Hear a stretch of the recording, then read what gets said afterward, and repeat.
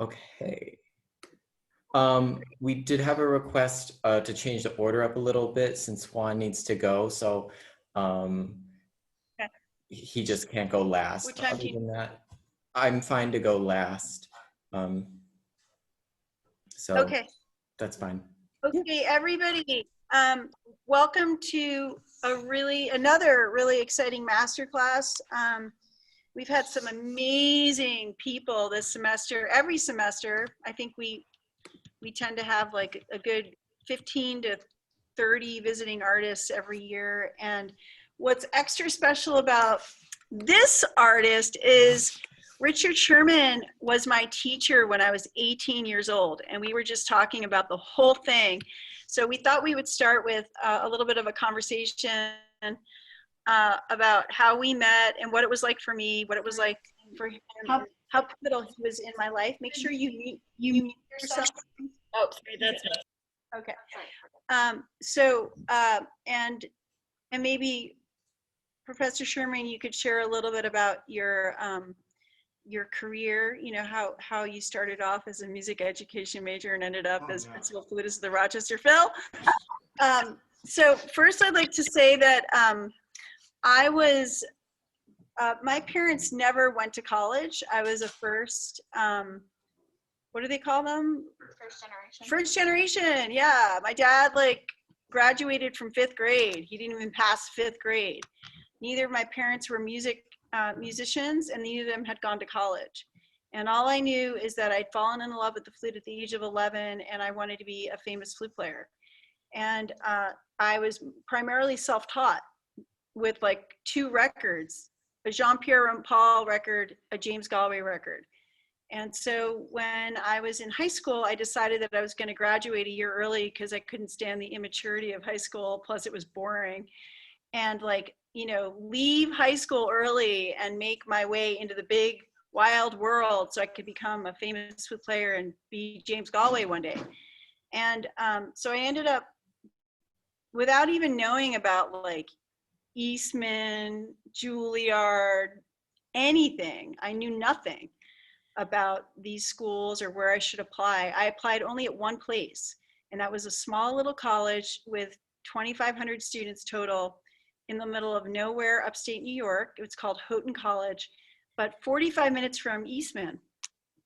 And that's kind of where things happened, because the flute teacher there was like, whoa, you want to be a flute player? I'm gonna hand you over to someone great. So I used to drive to Rochester every week my sophomore year before I transferred to Indiana University, and I took lessons with Professor Sherman. So I'll start with that, and you can take over a little bit, Rick, from there. We can talk a little bit. It's nice to be with all of you. It's always, I was just telling Nina that with certain people, decades can pass, years can pass, and it doesn't change the connection. And it's probably because of what she's relayed to you.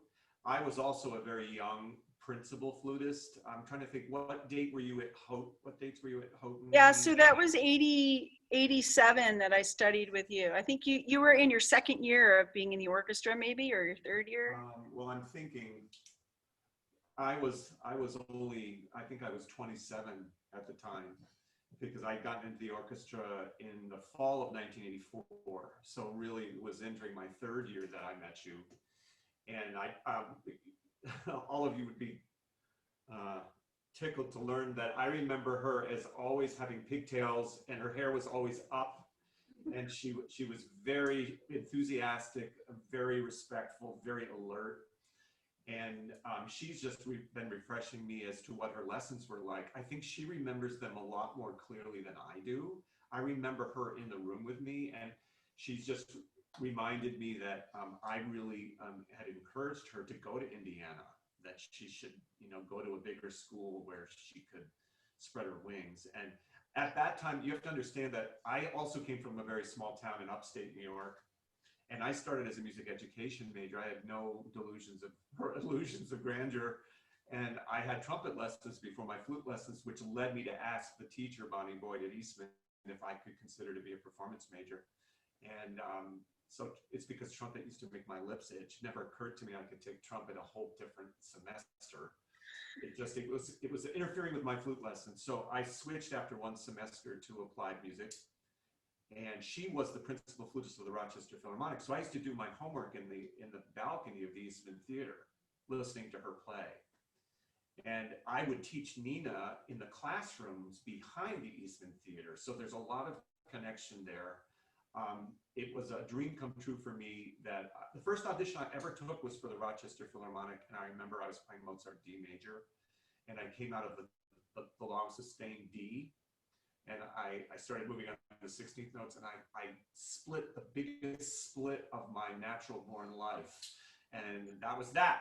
I was eliminated from potential to play extra with the orchestra, but then that was when I was still in school. I graduated Eastman in 1981, but 3-4 years later, I was the principal flutist succeeding my teacher. So I couldn't believe that I had come full circle. And you used to get me free tickets to your concert, and I would get in my little car and drive an hour and 15 minutes or whatever it was, and like my heart was beating, and I would let's have people mute here, and I would go into the theater. The Eastman Theater is just like the most inspiring, one of the most inspiring theaters I think in the United States, and I'll never forget this time that you played the Prokofiev. It was a Prokofiev violin concerto. I think it was the second one, and there was this like melody, and I went to watch you rehearse, and then I told you at my lesson, like, I loved the way you played that. And when you walked out on stage for the concert that night, I'll never forget this. You actually, when you were warming up, you played the melody, and I saw you looking up at me, and I was like, ah! But you were just like so inspiring, and just having a teacher who, you know, who was like really active as a performer was a huge inspiration.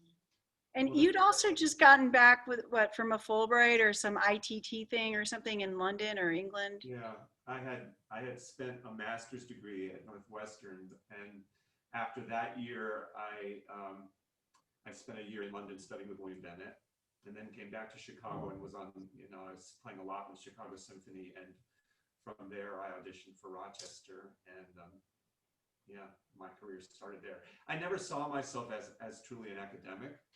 So when you had me, Nina, it was more like my teaching was an extension of my orchestral life. Yeah. MSU was the first college teaching job that I ever applied for, and I had no intention of staying here. I thought, I'll take a 2-year leave of absence from the Rochester Phil, and I found that when I opened the studio door and came in and closed it, I said, wow, something about this feels great. I had my own space to work. I didn't have to play perfectly all the time, if you know what I mean. There's such an emphasis on perfection rather than process, and I really realized that I enjoyed the preparation, and I didn't need to be center, nor did I need to be performing every week. So it was a good fit for me. That was nearly 30 years ago. So that's a little bit of chit chat about life process, you know, and I hope that's interesting for everybody, because we're all at some of us are at the point I was at when I had lessons with Rick, and I just think our stories are interesting because I came from kind of the middle of nowhere. So did you. You showed up as an ed major. I showed up in pigtails, like just wanting to be James Galway. You know? And we both had such a passion. I think it speaks to, like, if you have the seed inside of you and the drive and the strategies and the skills, and you have the right mentors to shape you, and life will bring those people your way, like, you will blossom and become the tulip or the whatever you're supposed to be. Wouldn't you agree? Yeah, I'm having this really clear image of you always having this sort of eagerness and openness, which makes it easier for any person who's working with somebody. And I think the reason why we clicked so well is that I was excited to be playing and teaching, and you were eating everything up. And Yeah. I think a teacher's only as good as I think they have an open vessel. Yeah. I think that, you know, it's very different. And she was so, Nina was so impressionable And it spoke to what an incredible responsibility it is. Because I didn't know what she would do with the spark I saw in her. I just knew that I shouldn't stand in the way of it. Yeah, but yeah, oh, well, you fanned it. You were like, every week. Well, Bonnie Boyd tells the same story, similar story, that when I walked into the studio to audition, that there was so much energy, but I was behind my peers. Like, I'd never heard of Interlochen. I'd never, my teacher said apply at Eastman, so I did, because he went there. So I knew the Bach and Handel sonatas. I knew the Fauré Fantasy. I think I played a Bach sonata and a Fauré Fantasy for the audition. I didn't know what I didn't know. But she went home and told her husband there was this young guy from upstate New York and I can't get him out of my mind. And I mean, I was going to come in as a music ed major. And how could she possibly have known where that path would, her accepting me, her responding to something that she noticed in me, and I would be her successor one day. And then by extension, I would end up teaching your teacher because of circumstances. I don't believe things happen by accident. I think Yeah. there is a design somehow. That was really powerful. And I didn't know who Peter Lloyd was, principal flutist of the London Symphony, and he was going to be the new teacher at IU that next year. So I had him the first year that he taught there. And I didn't even know who he was. I wouldn't have known if it weren't for you. And you were like, absolutely. I auditioned at IU as a joke. I was like, I'll just send them a cassette tape. I knew Carol Winsence was there at the time. And you said to me, you need to study with him. And he just became huge in my life. And now all of you guys are really grandchildren of Professor Sherman, grandchildren of Peter Lloyd. And it's just because of these connections. And I just want to say one more thing about what you just said about teacher and student interaction and inspiration. It's really true that when we have talent to work with, and not just talent, but like Rick mentioned, like I was respectful as a student and I was eager and I was open, and just you think about all like these different qualities, the more you can be of all of that, the better you're going to get teaching from us. Wouldn't you agree that like they pull this out of us, don't you think, Rick? Yeah, I think resistance, I mean, you have one of two options. You can either try to best the resistance by being more aggressive and insist that someone does what you want them to do, which is not my style. I mean, my students can tell you that, I'm only as good as they allow me to be. In other words, I think that the relationship isn't just what you get from your teacher, it's what you give back. So it's like a cycle.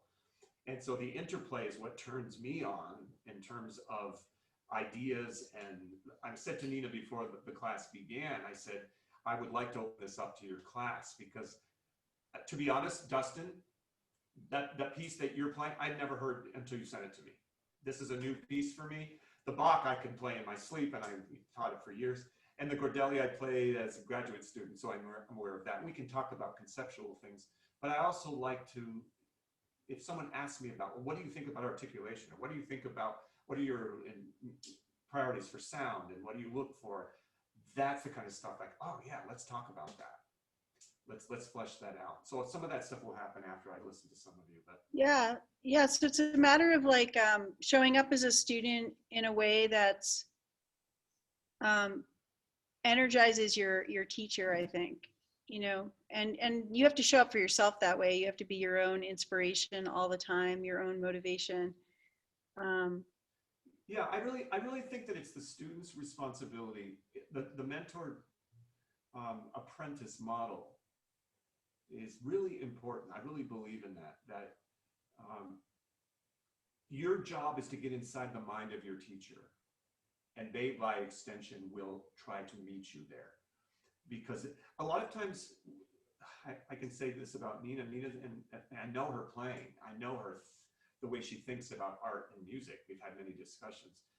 But sometimes it's hard to verbalize that. One person can be very articulate. Another person just will demonstrate. And you have to figure out within the style of the person you're dealing with how to get the best out of them. Yeah. I think that's an art form for a student, Yeah, and that might even be challenging, I think, for students in the generation of people who are here in this room today, because the mentality, and I had this conversation with Alberto Almarza last year, was really fascinating, but we were talking about how because of the internet, everybody is more self independent, because if they need to find information, they don't need a master. They just go to the internet and find stuff. But with music, you can sort of do that, but you absolutely need to be apprenticing. It's like one of the few remaining like things on the planet where you can't just be independent and not actually have a master to study with. And when you study with a master, you're studying, you're like you just said, you're learning how to like see art in the way they see it. You're entering their space, and the goal is to like get from them their understanding, their experience, their teachers, the knowledge, the stories.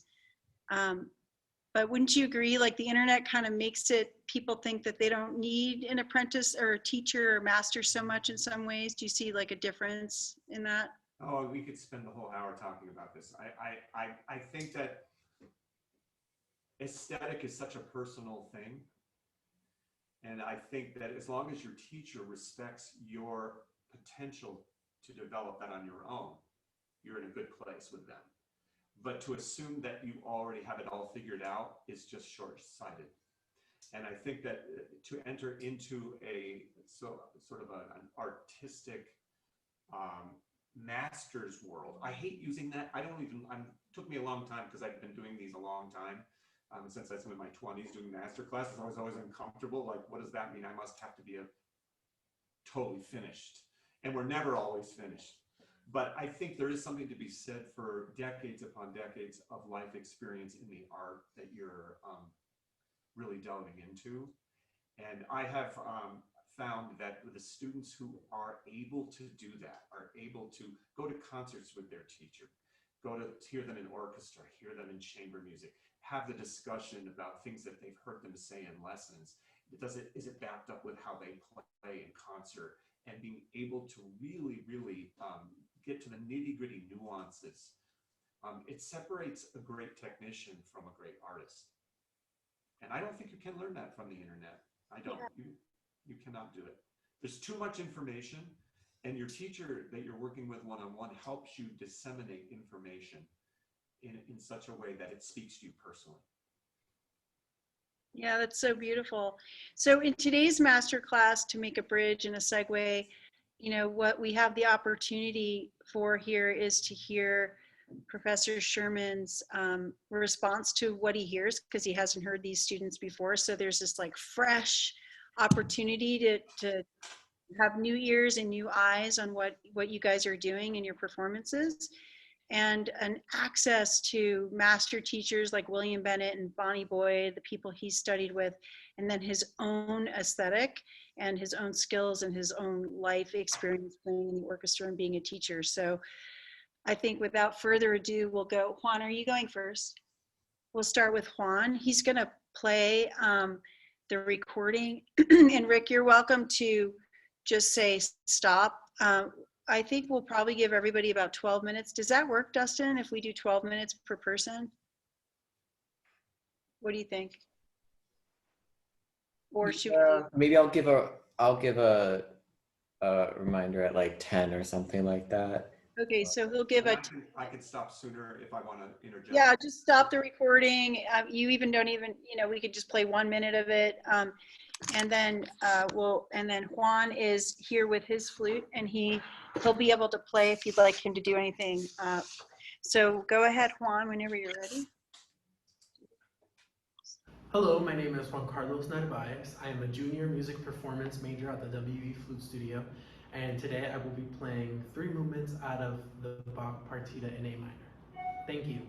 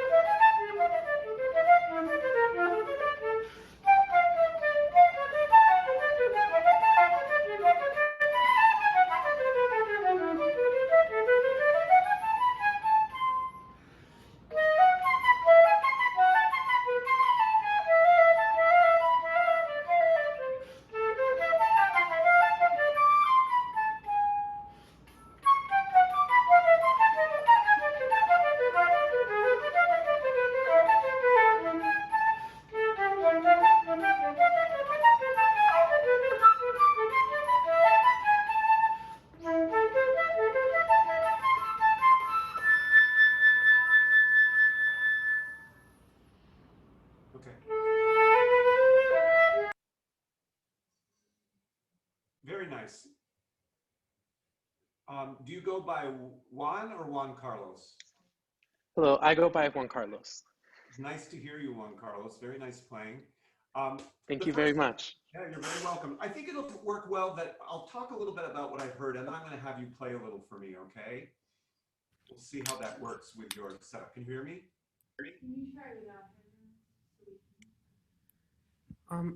I'm sorry, can you repeat that? I had some technical issues. It's fine. We always do on Zoom every day. Every day I'm teaching. Someone freezes. It sounds very good. I want to talk a little bit about what I heard, and then I want to let you play a little for me. I think this is the most challenging movement for me because it's a sea of notes, right? And it all looks the same. So, and yet it's an allemande. So I have to sort of ask myself, how do I discriminate the material? And I wrote myself a note that I said a 16th note is not a 16th note is not a 16th note. What do I mean? This is not a democracy of the notes.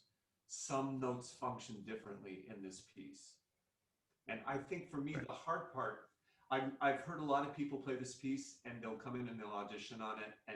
And the performances that sound the least satisfying to me, I'll walk up to the stand and all the Roman numerals will be in the part. So the person intellectually understands what they're playing. They understand the harmonic structure, but it doesn't sound internalized to me. So what I mean by that is that I think it's a balancing act in this piece between the vocal dimension, the melodic dimension, the linear dimension, and the dance-like dimension, which is our harmonic structure. And we have to be walking this tightrope all the time in this piece. So, and my clue is when the material changes, also to create enough variety in the material so that my listener who may not have heard it before is drawn to the change of dynamic and material. So you sound, now you have a very nice sound. I think your basic approach, I think you're thinking about some of the things I'm talking about. Would you agree? Yeah. You're aware of this. I think we just need to explore you exaggerating it a bit more. There's no dynamics in the part. We-ha. For me, that's like free reign. I can do whatever I feel. So I want to encourage you to be a little bit more harmonically sensitive. We start this in sort of somber A minor, yeah? Now tell me if you can all hear me okay.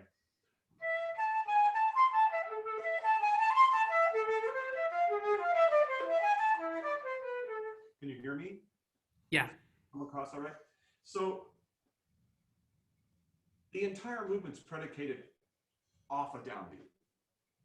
There's our clue for where we take our breaths. I think you generally did this well. You got caught a little bit on your, maybe it wasn't intentional. Sometimes you took a few breaths where it seemed a little conspicuous based on the architecture. So the phrase usually starts off of one. If you look throughout, it's usually an indicator of where you might want to breathe, okay? In the second measure, we talked about the dance dimension, right?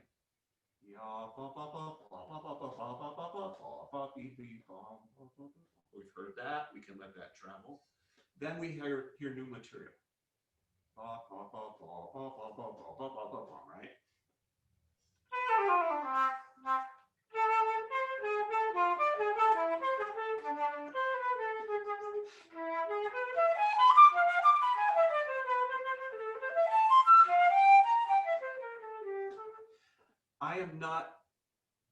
I don't put Bach on a precious pedestal. I love the story in Wikipedia, I hope it's true, of Bach getting into a fist fight in front of a bar. He was a real person. He was a passionate guy. He had 20 children. This guy lived a life, right? So we can't play his music like it's too precious, okay? I want you to sink your teeth into this. So I'm going to let you play now, and I might stop you. I'm hoping that this will give you some little bit of thought. I want you to consider that starting in A minor, I mentioned that, by the time you get to measure 9, you're in the what? The development? No. Or, No, measure 9, just 1, 2, 3, 4, fifth system. oh, okay. You're in the relative what? Oh, we're in the relative a major. Yes, Yeah. yes. And the sun comes out from behind the clouds. So I want you to think a little bit more emotionally through this material and see what you come up with. And then I'm going to talk you through some of those sections, okay?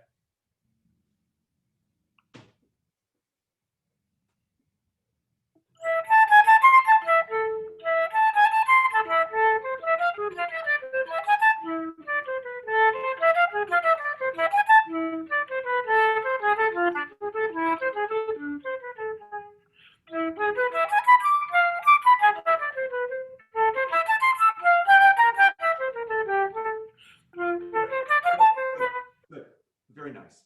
Very nice. I like that you are being attentive to your phrase destinations with this. When you get now at the point that you are here, new material, sequential material, yeah? Right.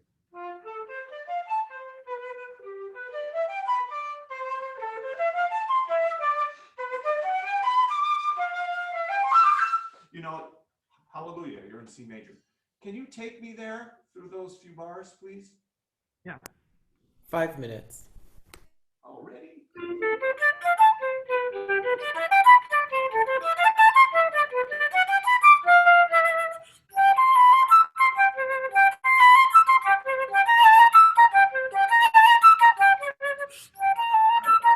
Very nice.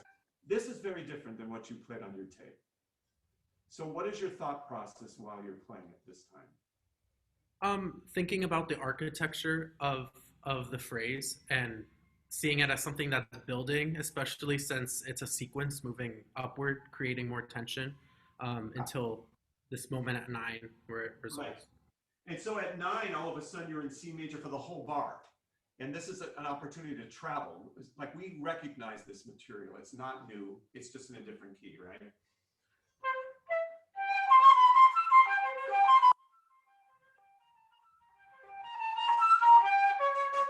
But the C sharp is unexpected, isn't it? So this is what I mean about being harmonically sensitive. Like, show me this in the sound, all right? Right. Start right on the C major, please.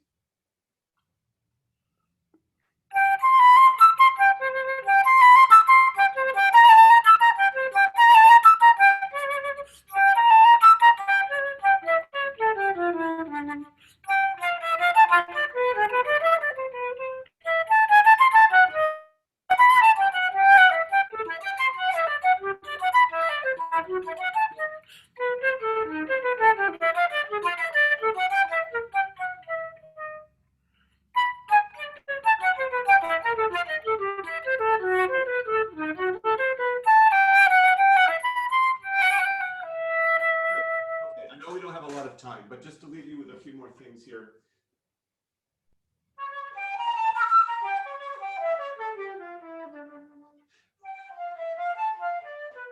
That's the question. Here's the answer. Question.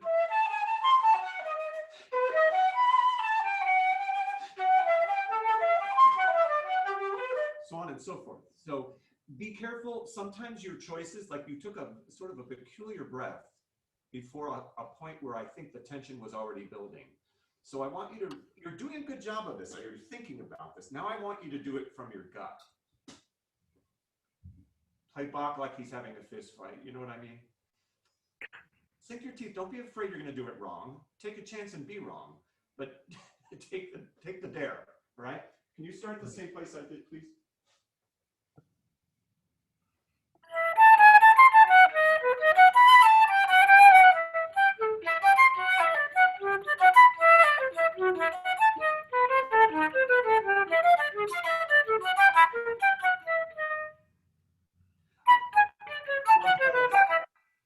Why do you take that breath there? Can you not take that one? You thwart me a little bit there. At 17. Yeah, can you not take that one? Just see if you can keep the intensity rolling here through until the cascading sequence, all right? Okay.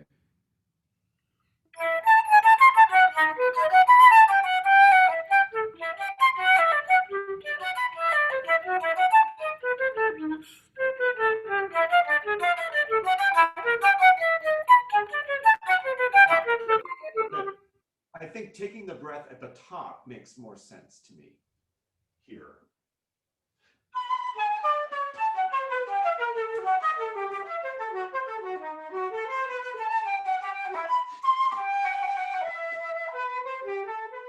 Okay. Good. Back up for me. Do that same thing again. One more time.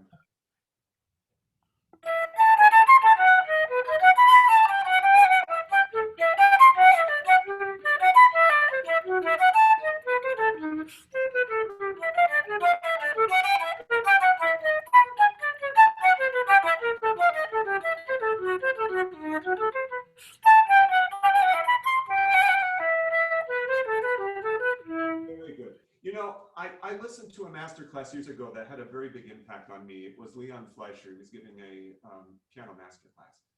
And he said, and some of my students were in the room, and they probably heard me say this before, you need to figure out as a player how a phrase functions. In other words, the elbow works how? Elbow works from here to here. What happens if you keep pushing your arm past here? Well, then your arm moves. So, right, or I'm talking about like if you exerted too much pressure on the joint. Oh, then it would break. It would break. Right. And phrases are similar. I'll never forgot that. Like, and so our charge as musicians is to figure out the most natural way the phrase moves. Right. It's not that you can't be subjective about your choices. I'm all for that. But you have to be able to substantiate that to me as the listener. So it's making informed choices that you can back up in terms of the structure. So being subjective is great. Being respecter of architecture and the composer's intention is the ultimate design. Okay? Absolutely. We're Good work. we're gonna Very have nice. to move on. Thank you. Beautiful, inspiring. Thank you. Carissa, are you fine to share your video now? I'm so sick of, I understand it. I do the same thing. I have my students make videos and then I want to hear them play.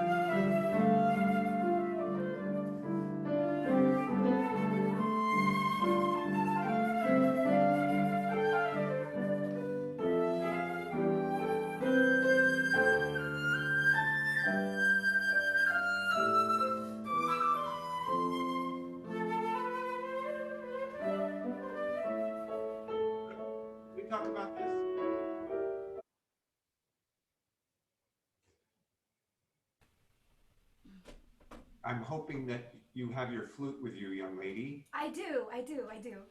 And make sure I'm pronouncing your name correctly. Can you just say it for me? Yes, it's Carissa. It's Coreisa. Okay, Yes, I thought so, thank but you. I don't want to assume. Very nice sound. Thank You have a you. really nice stage presence, and you're very well prepared. Very, very nice job. You know, this is a small thing, but it's kind of something that maybe it's stating the obvious, but having never seen you play, your presence is really, really appealing. I mean, you stand tall, you look like you know what you're doing, you're very authoritative, you don't look off-putting, you're inviting the listener to listen to you. But if I were your pianist, I would have no idea what, I don't know. She's absolutely an incredible empath. So I'm going to get on you a little bit for your cueing. And part of the problem is that you cue with up gestures rather than giving a prep and then giving the cue between sections. So this is something that would be so much easier if we were in person. But for instance, when you have those transitions that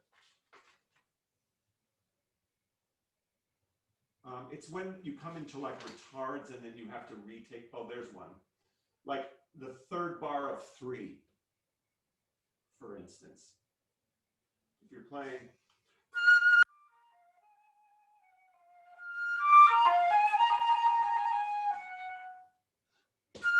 you've got to give like a conductor, you've got to give a prep with your flute. And this is the best and worst of times for flutists. I always hated playing in woodwind. I love woodwind quintet, but I hate it because I always feel like the flutist looks like a weather vane, you know, constantly twirling, you know, but a little bit goes a long way. And you're an expressive young lady, so I think that you'll just have more assurance from your pianist. So let's just, I don't want to make too much of this, but let's just practice you taking us into that third bar from a slower tempo, okay? I want to watch you at 3.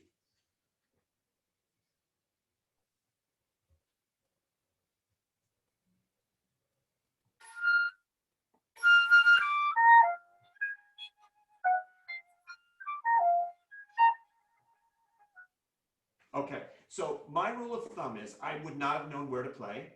And this is the reason, because your prep has to be in your new tempo. Okay, so you have to be thinking ahead.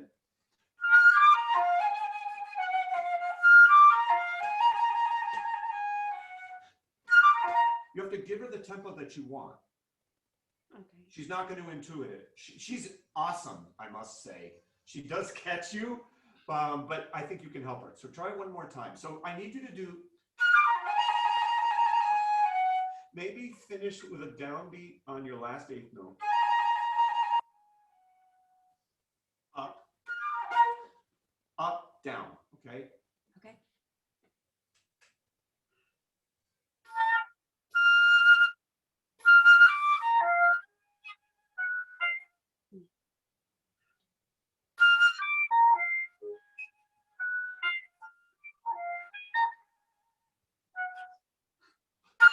Perfect. Yes, don't ever forget that. You Okay. give the prep for the new tempo, okay? And you practice that in front of a mirror and you ask your pianist, am I clear? And you watch that you don't give your upbeat as your cue. You have to come down or they're not going to know where to play. All right, so that's just a little housekeeping, all right? So, because you play too well for disasters to happen for the little things. I want to talk, I think this piece is really appealing. I remember when I first heard it, I wasn't quite sure what to make of it. It doesn't quite get deep, but it's very heartfelt. And along with that, I wrote down a couple notes to myself that I'm all about dynamics being emotional changes. I don't really care what the print says because it's highly subjective. And having played an orchestra for so many years now, if you say you see piano in Afternoon of a Faun, the only way you can play truly intimately is the first 4 bars.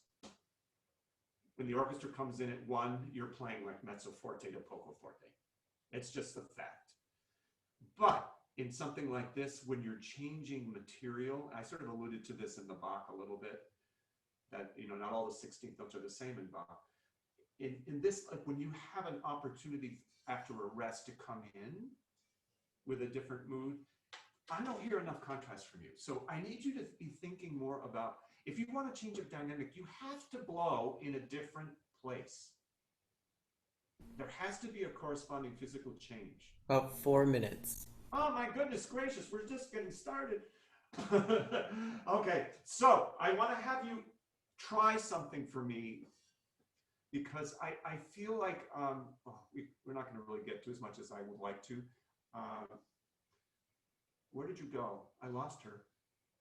There you are. Hi, Coreisa. Yeah. So you don't have to use, for instance, if you want to change a dynamic, I caution you, how much are you starting notes in the high register in softer dynamics without tongue? How often am I doing that? I try and practice my high notes that way because it's a little bit easier. Do you think it's easier? Good, I'm glad to hear that. I always tell my students that tongue is the antitone. There's no reason why you shouldn't be able to pick notes out of the air. You know how young players, everything is about getting the high notes out by blowing louder. That's a fallacy. That should be dispelled in flute playing very early on. Because what happens is that everyone just plays a certain mezzo forte to forte dynamic. They never really play piano. And some of it is learning to control at the lip level. You have a real natural sound. Sometimes you don't taper as effectively as I would have you at the end of notes. I'm always on my students for how you enter the stage and how you exit the stage is very important as a musician in a phrase. How you start the note, how you depart from the end of the phrase. So I wish we had a little bit more time to try this. I'd like you to start from the beginning. Your internet's not great. You cut out a little bit, but I'll do my best. The other small point, if I had more time, your low register is losing core sometimes. It makes me think that you're letting go at the lip level a little too much. It gets a little too hollow. You open the mouth too much. You know, I would think of maybe a slightly more closed vowel might help you down there. There was one place in particular where you were nestled in the low register. I can't find it now because a lot of it's in the high. I know where it was. Can we start at 9? Do we have time to start at 9? Yes. And I just want you to listen when you start going into 10, okay? To keep the sound nice and rich. Okay?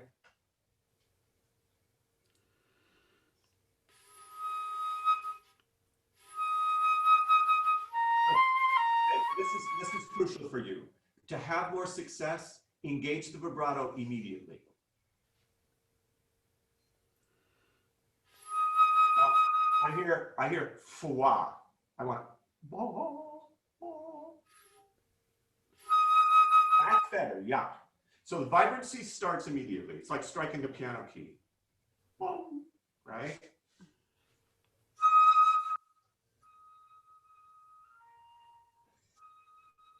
I don't want to hear any percussion, okay? Okay. Try again.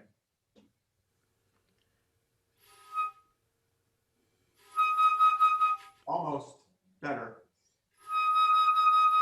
Good. So you have the skill. I just think sometimes you allow yourself. You know, as musicians, let me just tell you that I've listened to, I don't even want to tell you how many different auditions. It is not the most superlative flutist who always wins the job. It is the smartest musician that wins the job. And what do I mean by that? It means that the person who's paying attention all the time. Doesn't mean I want you analyzing in the moment. Oh, what's my mouth doing? Where's my vowel? I never think that much in the moment because you have to commit and deliver. That's what a professional does. But you have to pay attention while you're practicing. You're going to get a lot of mileage out of this. You're going to think, oh my God, how are my attacks?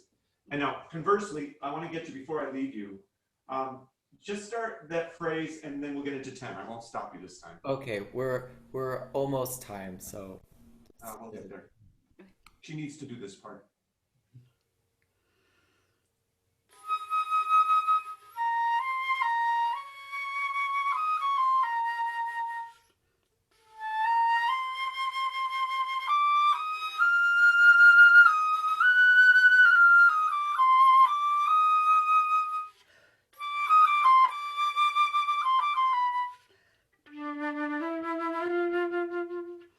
Listen to this.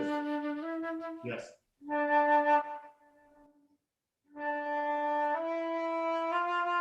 Try to use less vibrato and go for more core here.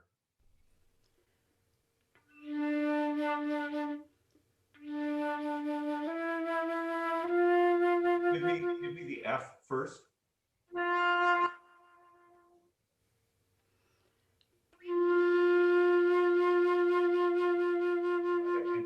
I always harp on my students, go for clarity first, and then you can add some vibrato if you like.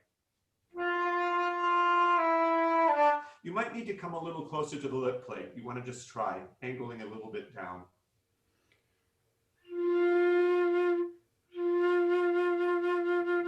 Better. Right. And so just make sure that the vibrato fits the context you're in. Because sometimes vibrato can work at cross purposes with our clarity of sound. Okay, so we're gonna move on just so we make sure we get the next person. Yep. Thank you, Coreisa. Carissa. Thank you. Okay, we've had some issues in the past with me sharing audio to some people, so if people can't hear it, please let me know. Fingers crossed, Dustin. Yeah, and I'm gonna start kind of in the middle, not in the beginning of my piece, if that's okay. Just That's fine. the section. Yep.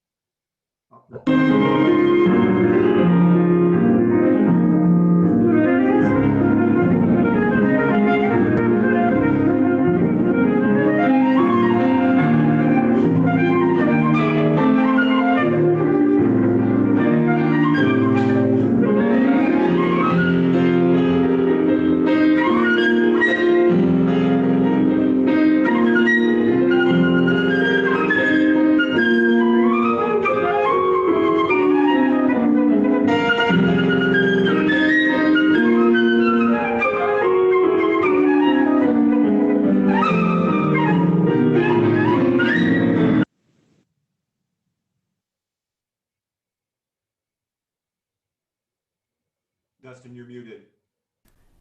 Yeah, we had an issue. Some people can't hear still, so I'm gonna have Carissa share my video. You know, Dustin, it might be just as simple for you to play some of it. live. Sure, I can also do that. It might be just simpler. Then we don't have to waste time. And Okay. How's the sound quality here? All right. now, so you can start wherever. Sure.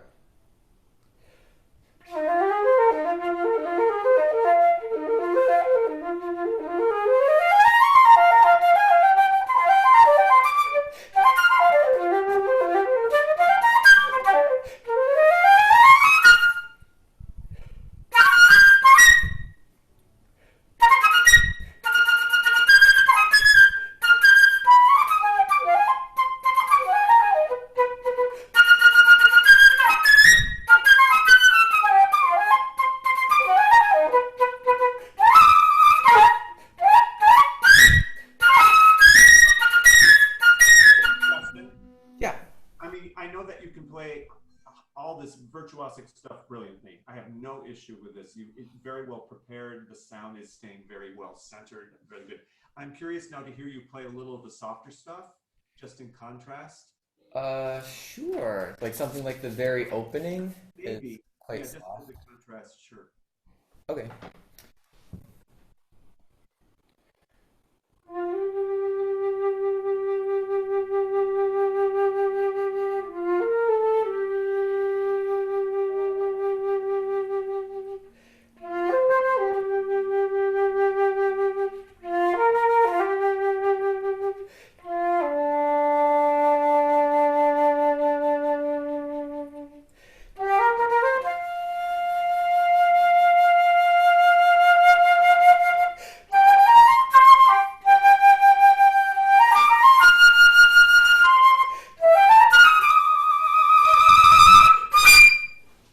Okay. Some You know, that's the first time I mean, I looked at your music a little earlier today, but Um, it's a similar comment I have to Carissa that I need you to think about.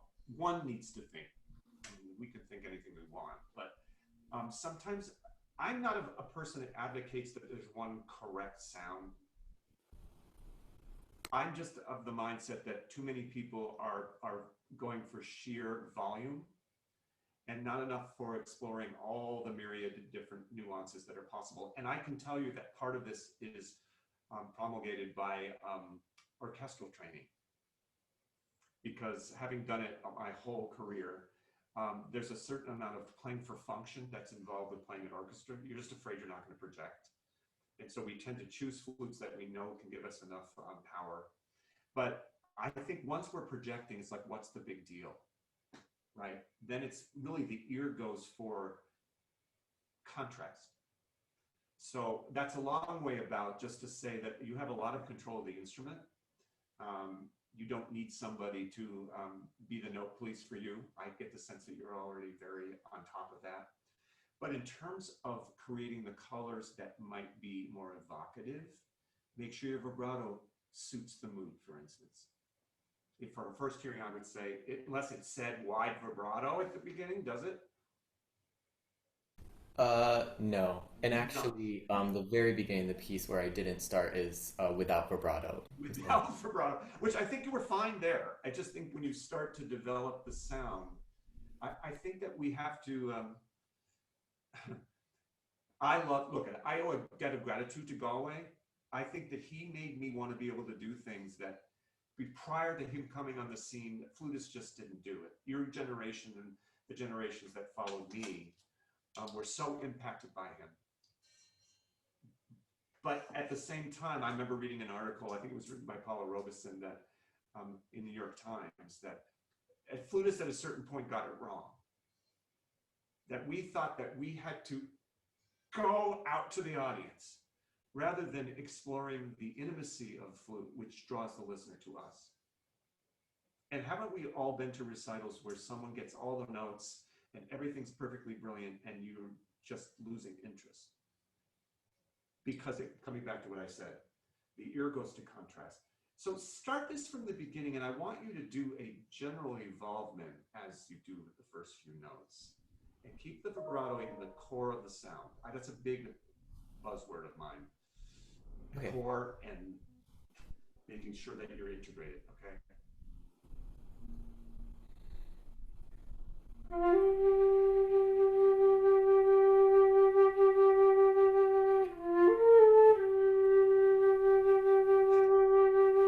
Dustin, listen to this one.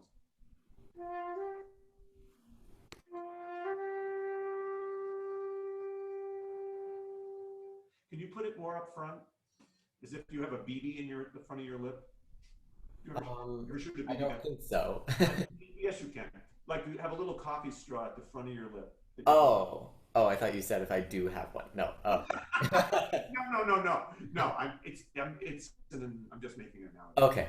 analogy.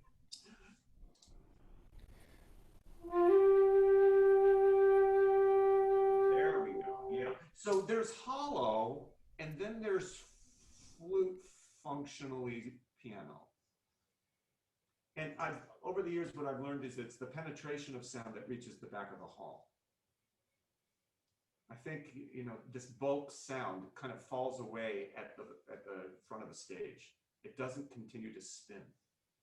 So I'm always looking to have that solid feel up front. Forgive me, Nina, if because this becomes a question of terminology, but I'm loose everywhere except here. And you know who I learned that from? Galway. Galway got around the instrument because he knows where he is all the time. It's not a lot of hot air. So that's a long way around to say, I like the sound you're making better now. It's partly because it's just a conceptual preference. So try this again, please. Very nice.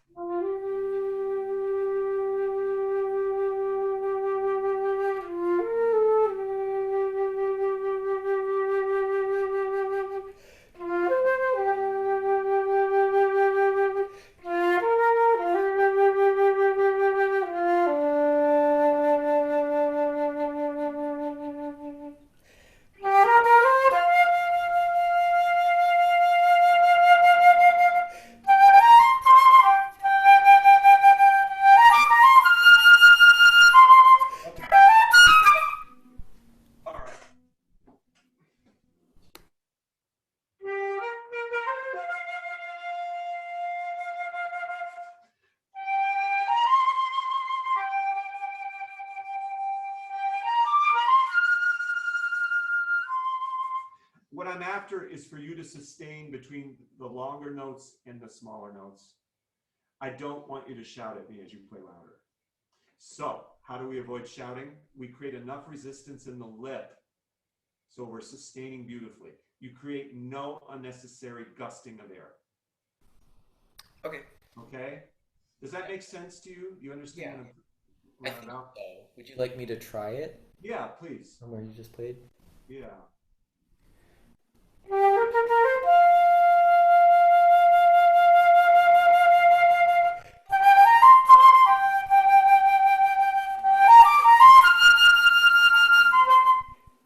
Okay, that F was delicious to me.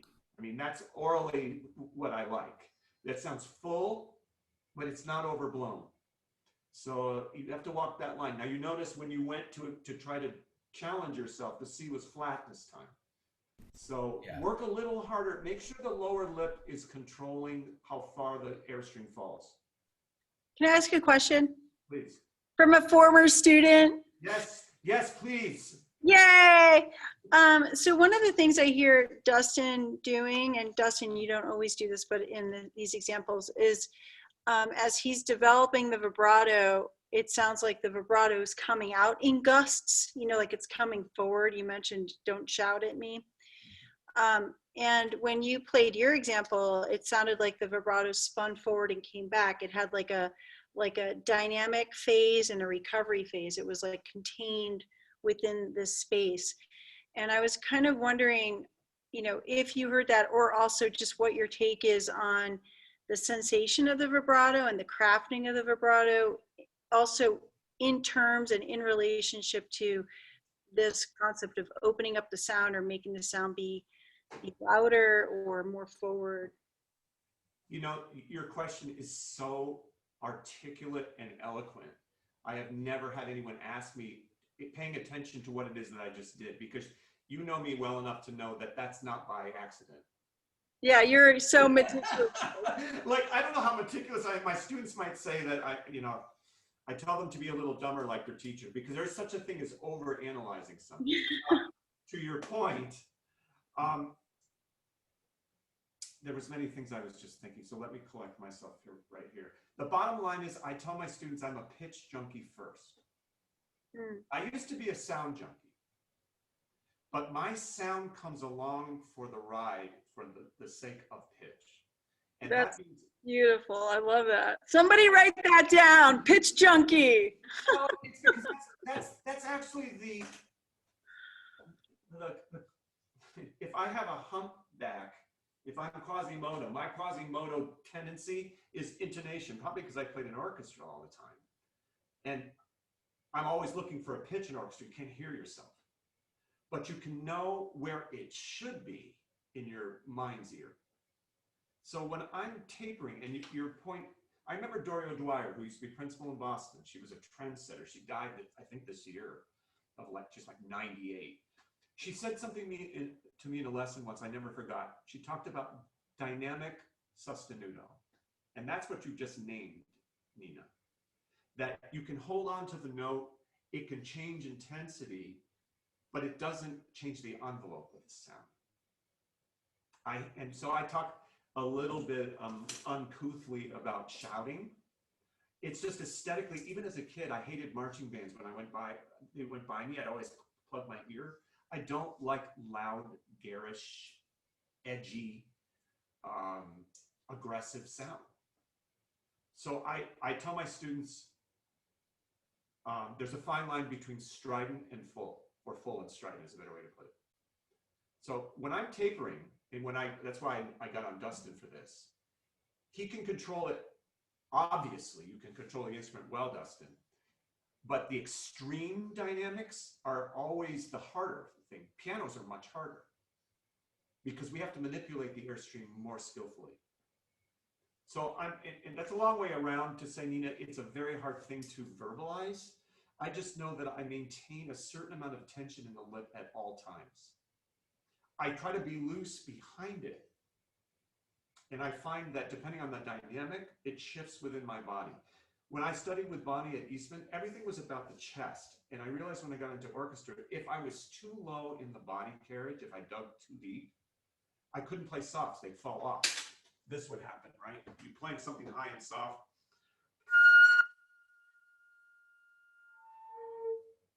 Because you're too far away from the front of the lip.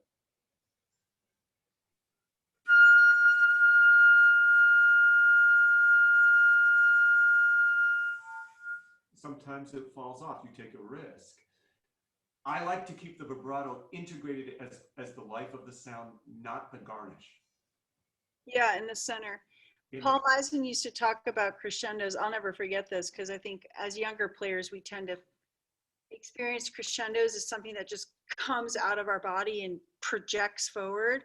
But he used to say, two things come to mind. One is he talked about crescendos being an inward blossoming that falls back.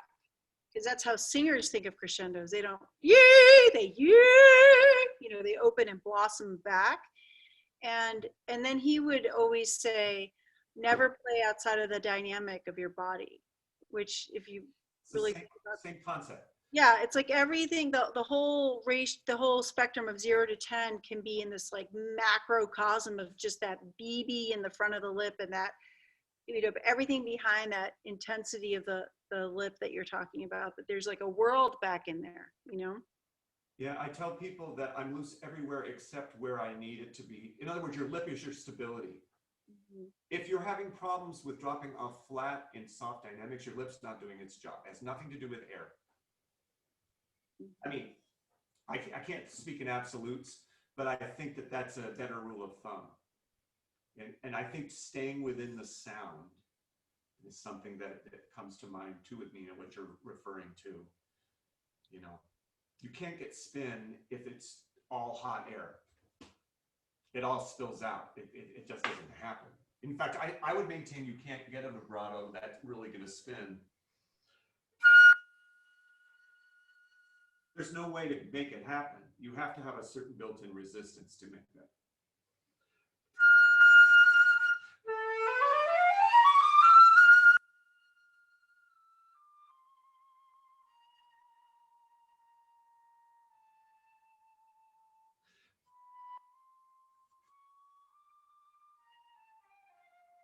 I'm very mindful of where the core is so that I don't compromise my pitch.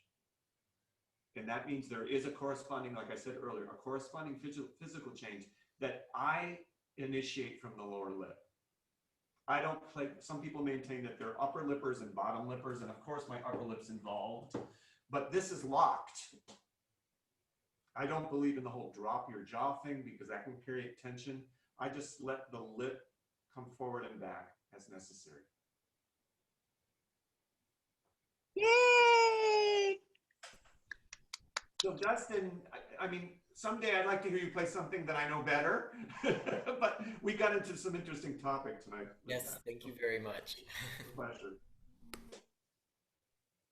Dustin just performed his first choreographed piece last night. And is it somewhere, Dustin? Is it like, could you send it to Professor Sherman at some point? I'd love to see it. Yeah, I can do that too. I posted a little snippet on my Instagram today. Yeah, maybe just send him the video. Oh, I have his Instagram. I think are we on Facebook? I forget which. Yeah. But it was great because he was able to. Actually, the whole performance is on our studio Facebook page. The whole recital is, but I'm the first person, so yeah.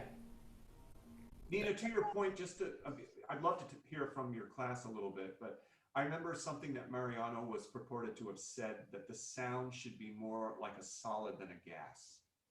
And so I guess, Dustin, what I was trying to get in your soft playing was a sense that there was something at the front that was something that your listener could hold on to as the middle, and something like this. There was someone who sat in the audience once at Chautauqua who studied with Mariano, and she said, when you're playing, I feel like the sound is right in my lap. Which for me was one of the greatest compliments I ever got playing in orchestra, because that meant that there was. And a percussionist once said, I listen to you and it feels tactile to me. So we know as artists that the senses overlap, don't they? And I know that Nina can talk a great deal about this too, because in her explorations artistically, I know she's thinking between painting and the visual arts and movement and playing. All these things have correlation. Mariana also said spin ribbons of steel. I'll never forget that. So that I got a lot of yardage out of that when I played in orchestra. What was that one? Spin ribbons of steel. Ribbons of Steel. Which is very evocative. I love that. Renee Fleming says that most of vocal instruction or technique is largely imagery. And Yeah. I think that we are so advanced now as flutists, technically on many levels, that we're not thinking enough from the abstract, where I think it's maybe because that's nonverbal instruction that people have to read between the lines. We want immediate information. We want to know how to fix it. And as you know, Nina, these things take time. These things are a process, and we should enjoy the ride, not be in such a hurry. Yeah. Well, we have like time for one question. I wish we had more, but just for fun, does anyone want to ask one question? Is anyone going to boss their way to the front here with their hand up? Everyone with their masks on. Okay, Carissa has a question. Go, Carissa. I just wanted to know if you would be willing to talk more about lip placement and just anything that comes to mind. In what capacity, Carissa? What struck you about this? When you mentioned it to me and like changing it for the dynamics. Oh, yeah. Yeah. Okay. You can experiment with this a little bit. Bennett used to do this exercise all the time with me, and I hated it because I hated the sound of it. Just to prove my point.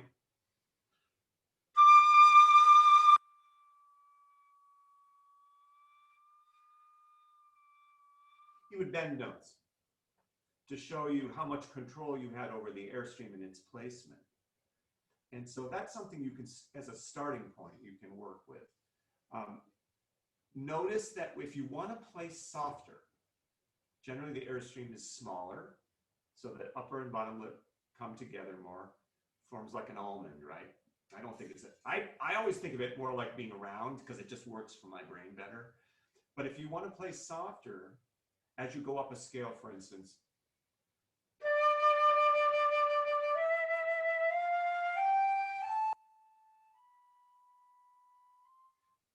do two things. Let your head come up a little bit and let your lip follow suit. A lot of this is posture.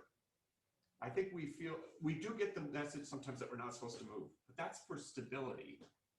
You're at the level now where a little bit of changing will enhance your flexibility. So you just have to listen. Like I came to this, no one ever taught me this really. I don't think I ever mentioned it to Nina when she studied with me. I never talked to, what did I talk about in terms of lip? Anything? I do remember, I think you were my first teacher, and then Peter Lloyd got on me for this all the time, and so did the rest of the world. But you were my first teacher my first concept of that the low register was not down there, that it was up there. Think up. And I remember Leon Bicey used to say think up, at Tanglewood. But so I just remember like this concept of like, because I think a lot of younger players, go to find their low register, like, down there, and the sort of like, that you could actually have it be somewhere else. I remember that. And I remember the word spinning came from you the first time, like the sound, the concept that sound could spin. So Chris, I'm not trying to dodge your question. It's just, it's a little bit involved in terms of, I will say, in piggybacking on what Nina is saying, there are some people who feel like to get good sound, they've got to, bury the airstream more at an angle. And through my years of experience about this, when I keep the airstream more online, like more coming across the lower lip, and to what Nina's saying, blowing across, rather than thinking up and down all the time, I do better. So I always say that my low register is my first floor, not my basement. I also just had another memory, because I wanted to also be you when I grew up. For like a year, I wanted to be earlier than me. Are you kidding? Come Well, on. you had an afro. I remember your red afro. And I think Oh, I know. It was everywhere. it was like this beautiful afro. But I remember you were the first flutist I'd ever seen play like this, like with this upness. And I wasn't familiar with William Bennett at the time. And then I went to study with Peter Lloyd, and he played that way too. You know, not like this, but like this big open, you know, how they talk about keeping the throat open. You know, that was me being Peter Lloyd. But, you know, and of course, like Dennis Boria Club plays like that, all like Lorna McGee, like all the British inspired. Um, and so I just remember that like concept, wow, the flute sound can come from this sense of upness and not just hammering the air into the instrument. Yeah, and so I will say that Galway gave me that sense of stability. I think he does. I don't think he spins as much as he's sort of a master of placement. And I think he plays pretty close to the lip plate. I've asked him because he'll say, you know, you don't really advocate for that if in doubt roll out school. And he goes, oh no, it doesn't work. That's what he said. And I waited for someone for 20 years to tell me that. So Nina, to your point, if you're set up sort of normally, not too far in, not too far out, and you blow across, the instrument keeps things stable. Mm-hmm. I think if you roll out too far, you're chasing the hole. Yeah. That's how I feel. And so, Coreisa, basically, what I do to in answer your question, I just do this. I just sort of get sad while I'm playing. You can see it if you look closely.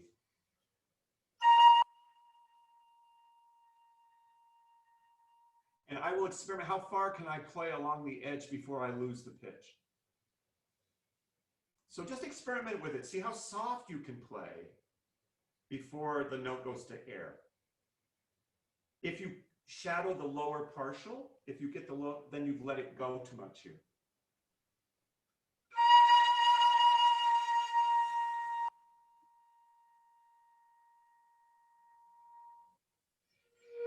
Eventually it's going to fall. I think that exercise that William Bennett does, and by the way, Dennis Boyer Club exemplifies the entire warm up on YouTube somewhere. That's exactly what Bennett tells his students to do. Yeah, I know Lorna teaches it all the time too. Yeah. And I've heard her do it. And I think the benefit of that exercise is it helps you find where the ceiling, the walls, the floor, the basement, it like gives you some kind of like tactile inner architecture of like the air and the magneticism and like where it can lie and go in and out of the head joint. So I think it's really beneficial. And when you're doing it at Coreisa, I think it'd be important for you to add the variable of different kinds of airspeed. So you could try like, I'm going to do this at 50 miles an hour air, and you'll find that that doesn't work here and it doesn't work here, but maybe it works here. And then you try it at 10 miles an hour, and then you try from 10 to 50. So you're mixing the variables and kind of creating a matrix. And that's going to give you kind of your own answer, because you'll find that you're using not only, I mean, when you do that exercise, Rick, you don't just roll in and out. You have a suppleness to the lips that follows the instrument around, right? Yeah, I'm not a big advocate for changing much here. Yeah. I might change my posture a little bit, but no, I'm always afraid, like if I'm doing athletic stuff, that I won't find the mark again. Yeah, when you do the lip bending William Bennett exercise, are you mostly working with the neck then to get that bend in there?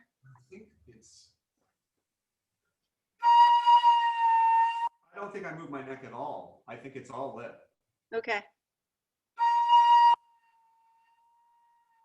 Uh-huh. Maybe my neck comes with it a little bit, but I'm not aware of actually tipping. Yeah. All. And yeah. I think that's a good point, though. I've never heard anyone else talk about. Did you just say something about magnetism? Did you just say that? Yeah, that comes from we had Midori here last year, the year before. So I went to her Masterclass. Yeah. And this is one of the things that I took away, kind of like the Liam Fleischer thing that you took away, which I'm going to steal down from you. But like she talked about the bow being magnetized to the string. And I was like, oh my God, I love that. Like this concept of like the air being magnetized to the inside of the lip plate. Where are my students in here? they can tell you that that's something they've heard me say. They're not here anymore. They've left. But this is something that I have advocated for. Oh, hi, Kyler. How are you? I will say that the airstream always wants to be drawn to the lip plate. And that's the magnetism that Nina's talking about. That there's like a relationship where it's like Donald Peck, who's principal in Chicago for years, would talk about maintaining intensity. He would do it to a fault. Like the low register would be like this, you know. You know, everything in the low register, he was afraid he wouldn't project, so he would make it metallic. But I'll never forget that I got a lot from that, in a sense that the air becomes textural, coming back to the solid idea. Sometimes I drive my students crazy because I'll say, no, that should sound more like water. Play like you're playing underwater. It should have more, like it takes a little bit of effort between notes, right?